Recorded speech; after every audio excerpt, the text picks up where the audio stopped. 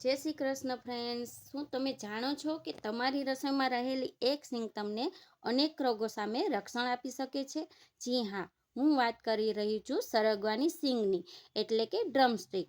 આયુર્વેદમાં જેને અમૃત સમાન માનવામાં આવે છે તે સરગવો હાડકાં મજબૂત કરે છે, રોગ પ્રતિકારક શક્તિ વધારે છે અને ડાયાબિટીસ તેમજ સાંધાના દુખાવામાં ખૂબ જ રાહત આપે છે. પણ આ ઘણા લોકોને આનું શાક ભાવતું નથી હોતું, એટલે જ આજે હું તમારા માટે લાવી છું સરગવાની સિંગની સ્પેશિયલ કઢી. આ કઢી એટલી ટેસ્ટી બને છે કે જે લોકો સરગવો નથી ખાતા એ પણ આંગળા ચાટતા રહી જશે. તો ચાલો હેલ્થ અને ટેસ્ટનો આ સંગમ બનાવવાનું શરૂ કરીએ. તો ફ્રેન્ડ્સ, આજે આપણે સરગવાના સિંગની કઢી બનાવવાના છીએ. તો તેના માટે અહીં 2 નંગ સરગવાની સિંગ લઈ લીધી છે, જેને સરસ ધોઈ લીધી છે. હવે આપણે એને ટુકડામાં કટ કરવાની છે. તો એના માટે તમારે જેવડી સાઈઝના ટુકડા કરવા હોય એવડી સાઈઝના ટુકડા કરી લેવાના. આ રીતે વધારાની જે છાલ નીકળે એ કાઢી લેવાની છે.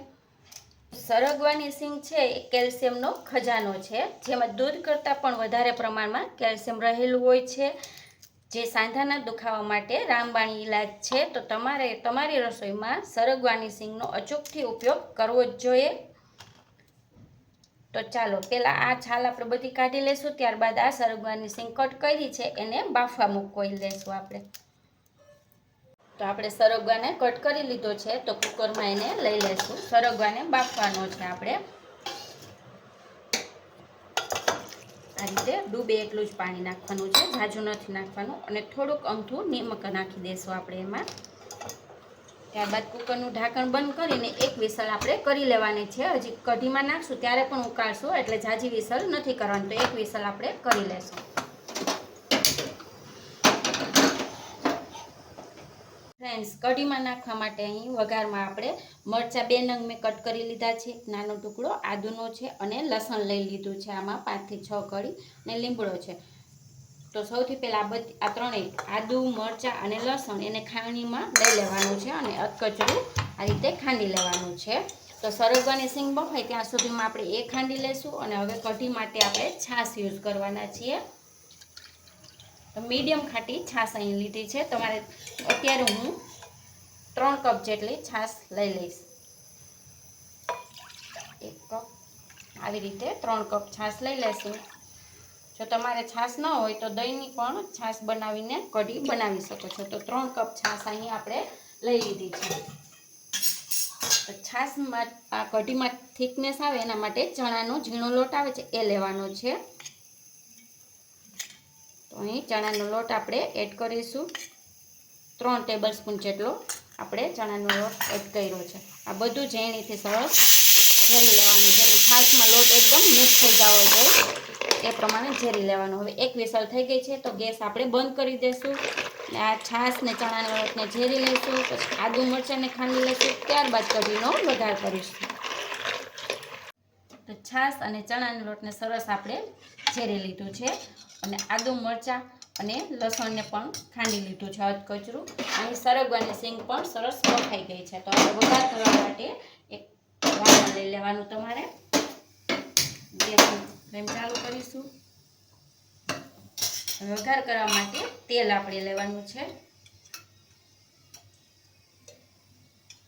2 ટેબલ સ્પૂન જેટલું આપણે તેલ લઈ લીધું છે અને એક ચમચી જેટલું ઘી એડ કરીશું, જેથી કઢીમાં એનો ટેસ્ટ બહુ સરસ આવે છે. તમારે ઘી ન એડ કરવું હોય તો પણ ચાલે, ખાલી તેલમાં પણ તમે બનાવી શકો છો.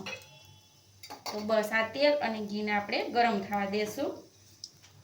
ત્યારબાદ વઘાર કરવાનો છે. વઘાર માટે આપણે રૂટીન મસાલા લેવાના છે, સાથે તમાલપત્રો, સૂકા લાલ મરચાં અને મેથી લેવાના છે. તો તેલ ગરમ થઈ ગયું છે, તમે જોઈ શકો છો.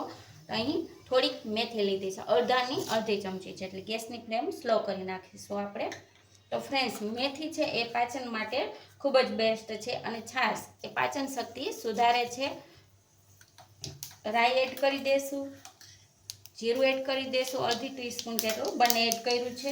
જ્યારે તતડી જાય રાઈ, ત્યારબાદ આપણે એમાં તમાલપત્રો અને 2 સૂકા લાલ મરચાં લીધા છે એડ કરીશું. અત્યારે 2 એડ કરી દઈશું. હવે આપણે જે લીમડો લીધો છે 6-7 નંગ સરસ ધોઈને લઈ લીધો છે એ પણ એડ કરી દઈશું. થોડી હિંગ લાવવાની વઘારમાં મૂકવા અને આ જે આપણે પેસ્ટ કરી છે એનો વઘાર કરી દેવાનો છે. બધું સરસ રીતે સાતળી લેવાનું. હવે જાજી વાર નથી સાતળવાનું, ખાલી એનો કાચો ટેસ્ટ વયો જાય ત્યાં સુધી જ સાતળવાનું છે.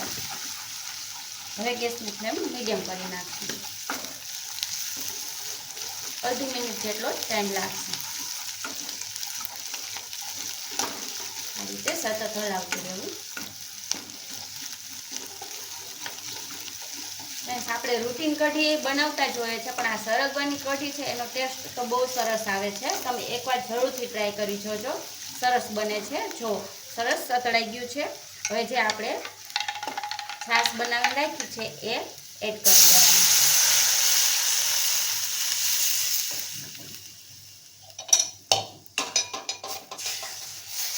બધું મિક્સ કરી હવે આપણે સૂકા મસાલા એડ કરવાના છે એમાં. તો સૌથી પહેલાં નિમક એડ કરી દઈશું.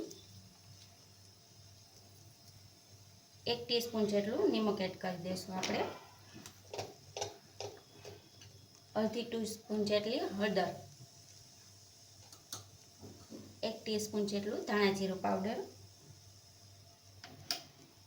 અડધી ટીસ્પૂન જેટલું લાલ મરચું પાવડર. તીખાશ તમારા ટેસ્ટ મુજબ તમે નાખી શકો છો. હવે કઢીમાં ખટાશ હોય છે છાશમાં થોડીક, એટલે થોડીક ગળડી પણ કરવાની હોય છે. એના માટે આપણે એમાં ગોળનો યુઝ કરવાના છીએ. આ બધું પહેલાં મિક્સ કરી દઈશું. હવે એમાં ગોળ એડ કરીશું. 2 ટેબલસ્પૂન જેટલો ગોળ એડ કરીશું. જો તમારે વધારે ગળી ખાવી હોય તો વધારે પણ એડ કરી શકો છો. અત્યારે જ બધાય મસાલા કરી દેવાના છે.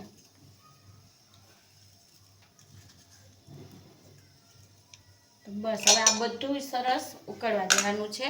જ્યારે એક ઉભરો આવી જશે ને ત્યારે આપણે સરગવાની સિંગ એમાં એડ કરીશું, જે આગળ તમને હું બતાવું. જો કઢીમાં સરસ એક ઉભરો આવી ગયો છે, તો અત્યારે આપણે સરગવો જે બાફીને રાખ્યો છે એ એડ કરી દેશું. પાણીનું પ્રમાણ વધારે હોય તો તમારે થોડુંક નહીં એડ કરવાનું. આ રીતે સરગવો લઈ લેવાનો. સરગવો આપણે એડ કરી દીધો છે. સરગવામાં પણ કઢીનો સરસ મસાલાનો ટેસ્ટ અંદર સુધી વહી જાય એના માટે હજી આપણે 1 થી 2 મિનિટ માટે એને ઉકાળવાનું છે. એટલે ત્યારબાદ આપણી કઢી બનીને તૈયાર થઈ જશે. તો ઉકાળી લઈ ત્યારબાદ હજી એક આપણે વઘાર કરવાના છે, જે આગળ તમને બતાવું. તો જો પાછો ફરીથી સરગવો નાખ્યો, પછી પાછો એક ઉભરો આવી ગયો છે સરસ મજાનો. કઢી બનીને તૈયાર છે, પરંતુ હજી આપણે એક વઘાર કરીશું.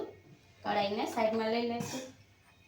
વઘાર કરવા માટે 1 ટેબલસ્પૂન જેટલું તેલ લઈ લીધું છે. એને ગરમ થવા દેશું. ગરમ થાય એટલે થોડુંક જીરું આપણે એમાં એડ કરી દઈશું. જીરું સરસ સતળાઈ જશે ને ત્યારબાદ આપણે વઘારમાં લાલ મરચું પાવડર એડ કરીશું. એ આપણે કઢાઈમાં ઉપર નાખવાનું છે, જેથી મસ્ત લુક્સ વાઇઝ સરસ લાગશે અને ટેસ્ટ પણ સારો આવશે.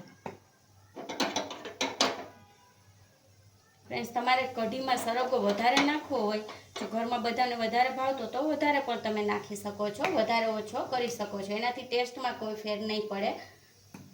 જોતા જ સરસ ખાવાનું મન થઈ જાય એવી લાગે છે ને લુક્સ વાઇઝ. જો કેટલી મસ્ત બનીને તૈયાર થઈ છે. તો અહીં આપણું જીરું પણ સતળાઈ ગયું છે. થોડીક આપણે લાલ મરચું પાવડર હોય છે એ એડ કરીશું. ગેસની ફ્લેમ સ્લો કરી નાખીશું. સરસ મિક્સ કરી દઈશું અને વઘાર રેડી દઈશું. આ રીતે એમાં વઘાર ઉપરથી રેડી દેવાનું. જો ફ્રેન્ડ્સ, કેવો મસ્ત દેખાવ લાગે છે. હવે ઉપરથી ગાર્નિશિંગ માટે આપણે લીલા ધાણા નાખી દઈશું. તો આપણી સરગવાની કઢી બનીને તૈયાર છે. તો હવે એને ગરમ ગરમ સર્વ કરીશું ભાત સાથે. ટેસ્ટફુલ ને કેલ્શિયમથી ભરપૂર એવી સરગવાની કઢી બનીને તૈયાર છે. તો એને આપણે સર્વ કરવાના છે. સર્વ કરવા માટે અહીં મેં ભાત લઈ લીધા છે. આ રીતે સર્વ કરી દેશું. ફ્રેન્ડ્સ, ભાત સાથે આ સરગવાની કઢી ખૂબ જ સરસ લાગે છે. એકદમ ટેસ્ટી લાગે છે. એકવાર તમે જરૂરથી ટ્રાય કરજો. વારંવાર બનાવશો. જ્યારે સરગવાની સિઝન હોય ત્યારે તો અચૂકથી બનાવજો જ. તો તમને મારી આ રેસીપી ગમી હોય તો આ વિડીયોને લાઈક અને શેર કરી દેજો. ચેનલને સબસ્ક્રાઈબ કરી દેજો. ફરી મળીશું નવા વિડીયોમાં. Thank you.